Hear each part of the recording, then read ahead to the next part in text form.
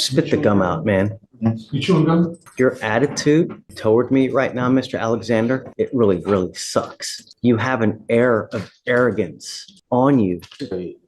Sorry? That's anxiety. He's standing in the courtroom. He's standing in the courtroom for the first time. Don't take his demeanor as disrespect. He is anxious. He's been anxious all morning and he doesn't really know what to say. So he's uncomfortable talking to me, asking me to answer something. I want you to answer.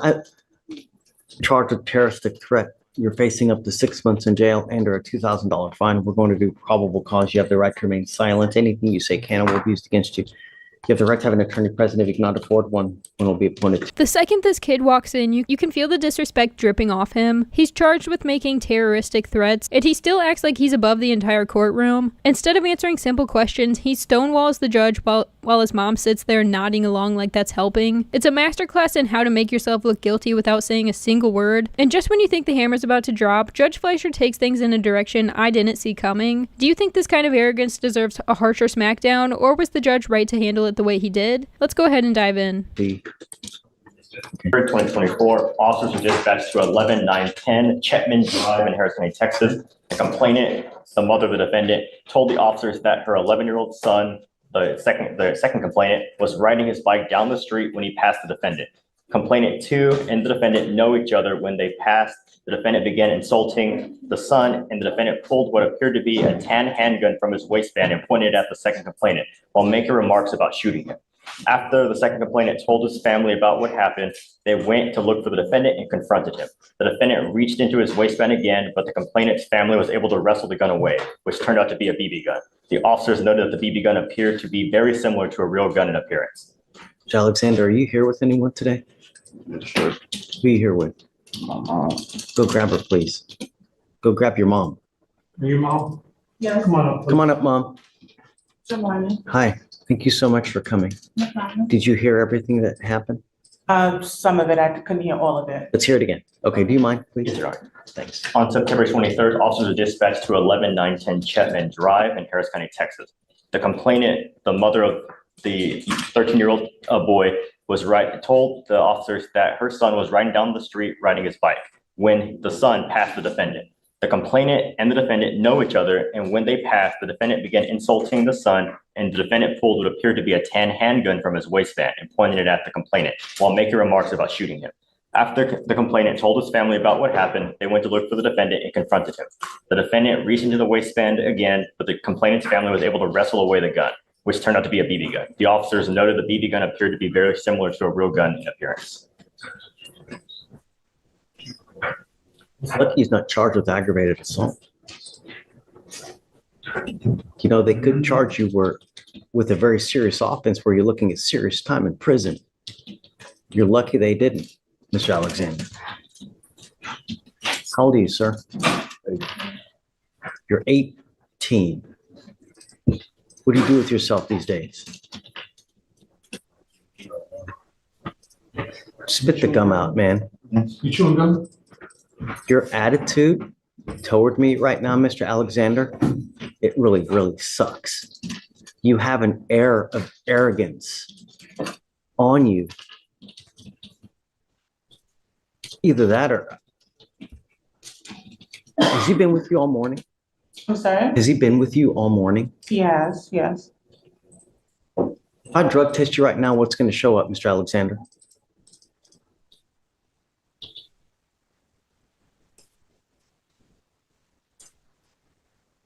What's going to show up?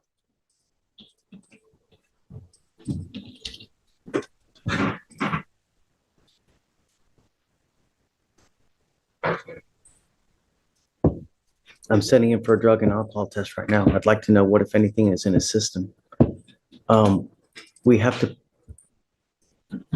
I don't even know what to say, but all I know. I mean, you brought me up here, so do I have permission to speak? Absolutely. Okay, so respectfully, I would submit that these are the alleged charges. There is extenuating circumstances, and the report from the complainant is actually not accurate. That family has actually made verbal and written threats to my son, and we have proof of that. So while I understand that these sound quite egregious, it is not the whole story. I understand.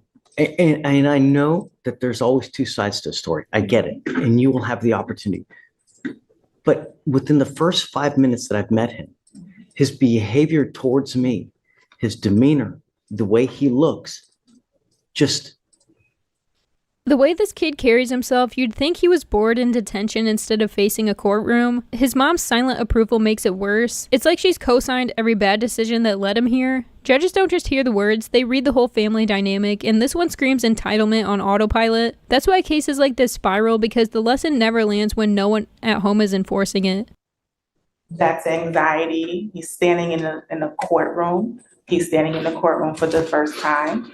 And he doesn't have his attorney. He doesn't have an attorney yet. And this is a process that's foreign to him. So what I would, implore from you is don't take his demeanor as disrespect.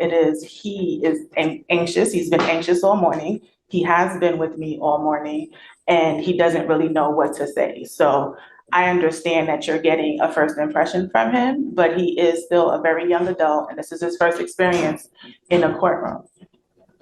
right. I agree with you. Mr. Alexander, what you need to understand is that you're 18. You've got this bag of money on your neck, and this life is but a very, very short. Look at me. Look at me. This life is a very short one, and it can be a very happy life, or it can be a rotten, miserable existence of a life. What you do now will dictate the next 40 to 50 years of your life. You work hard now at 18 to 20 to 30 to maybe 40, so that you're not working like a dog when you're 70 to 80, and you can actually have a life and retire. This, by picking up criminal cases at 18, you're moving backwards.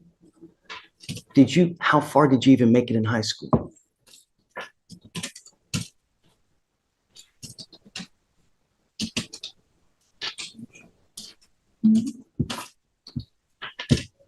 He's uncomfortable talking to me, asking me to answer questions.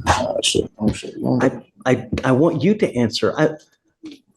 I want to get to know you, Mr. Alexander. I want to know sorry?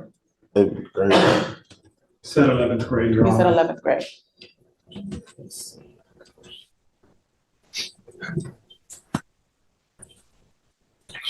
You need an education, Mr. Alexander. If you're going to do anything in this life, you need an education. I got my education. I want to do everything I can to help you out. Okay? I really do.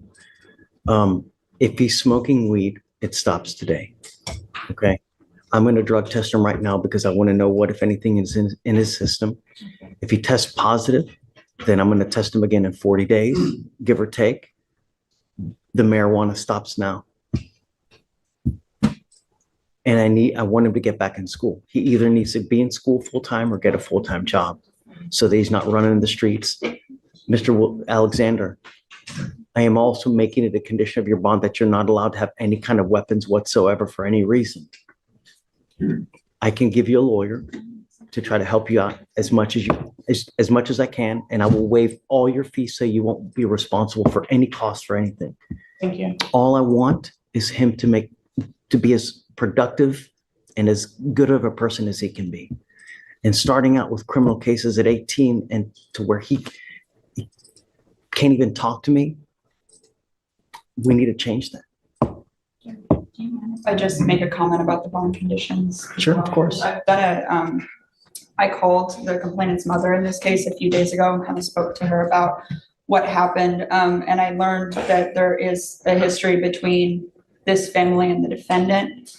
Back in the summer, this defendant stole a gun out of the complainant's house. He asked to enter the house under the guise that his mother had kicked him out, went into one of the complainant's uncle's bedrooms and stole a gun. He FaceTimed the complainant's uncle a few days later, flashing the gun, telling them that he was going to come hit up the house while flashing the gun at him. They used to walk to the same bus stop. They used to come out of the same bus stop, the complainant and this defendant. The complainant is terrified of the defendant. We've asked for no contact. We've also asked for GPS monitoring because of that. They don't attend the same school, but they were stopping at the same bus stop. Now the complainant asks that his uncle walks into the school bus every day because he is so scared of the defendant. And as I think is mentioned in the PC statement, the complainant in this case is 13 years old. Police report filed for that incident, I have the incident number. for that one you're referring to about the gun? Yes, where the gun was stolen. What happened? They didn't follow it up? They didn't? What makes this case maddening isn't just the charge, it's how casually he carries himself while a 13-year-old kid is the one on the other side of it. He hides behind this fake tough persona, but you can see how flimsy it is the moment the judge presses him. His mom sitting there silently co-signing all of it just reinforces the problem. He's never had to own a single consequence, and that's exactly how small run-ins with the law start turning into much bigger ones down the line. Call the police. They didn't, theft of a firearm is a very serious felony. According to the complainant's mother, they filed a report. She provided me with an incident number. How long ago was this? This was she said July. It was in July. I can attempt to follow up with the responding agency. I'm not sure if it was the sheriff's office or not, but I mean, either way, there is like a history between these two families. And the complainant and his mother are both in fear of the defendant. So, Mr. Alexander, I would again submit that this family lives around the corner from us. We have never been approached. He lives at home with me. In July, we actually were in Panama for his 18th birthday. We weren't even home. There was never a time he was kicked out of my house. were you out in Panama the entire month? We were out in Panama from July 10th until the beginning of August, yes. Well, So, that's not the entire month. well, most of the month, excuse me. And in addition to that, no one has come to investigate anything at my house. Okay, so, Mr. Alexander, I'm issuing a protective order over this child, this other kid. You're not allowed to have contact with this person or go within 200 feet of where they live or where they work. Do you understand, sir? You're not allowed to be in possession of weapons. You're not allowed to have any kind of threatening or harassing behavior with this child. If they call back and they say that you have harassed them, then I will revoke the bond and I'm going to put you in jail. And I'm going to tell you now, I will not give you any more PR bonds. So all I'm asking you to do is stay away. No one is finding you guilty now. We're just asking that you guys separate and don't have any contact. That's it.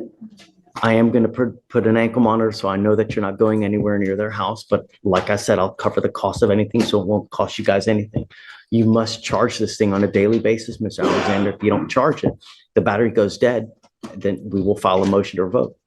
Not a motion to revoke, but I'll revoke the bond. So as it stands now, what we'll do is I will send you now for a drug test. We're going to have you come back. I want to know what, if anything, is in it. And then I will provide you between now and then a lawyer, and we'll go from there. Do you have any other questions, ma'am? That family is in possession of my bicycle, not his, it's mine. They actually stole that from him. I would like my bike back. There's proper channels to do it. I don't know how, but as it stands now, he can't go over there, can't have any contact with them That's fine. whatsoever. And I would venture to guess that if you go over there as well, it's probably going to be even more bad blood. So No, I don't have any. perhaps you can find someone else, like another intermediary, that can go over there and try to get a bike back. But at this point, just don't have any contact with them. And when you come back, then we'll have you speak to someone. Okay. All right. I'm going to have you sign go ahead. Want to do it today? Correct. Yes.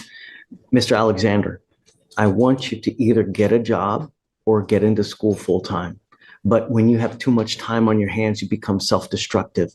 Your brain craves activity. It needs activity.